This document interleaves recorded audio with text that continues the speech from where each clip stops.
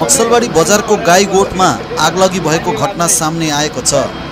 धुवाँ देखेपछि स्थानीयहरू त्रासित भएका छन् भने आगलगी भएको लगत्तै पछि स्थानीय व्यापारी र नक्सलबाडी दमकलको एक इन्जिन घटनास्थलमा पुगेर स्थितिलाई नियन्त्रणमा लिएका छन्। आगलगी कसरी भयो भन्ने थाहा अहिलेसम्म लाग्न सकेको छैन भने घटनाको खबर पाएर सिलगढी महकुमा परिषदका सभाधिपति अरुण घोष घटनास्थलमा पुगेर घटनाको जानकारी लिएका छन्।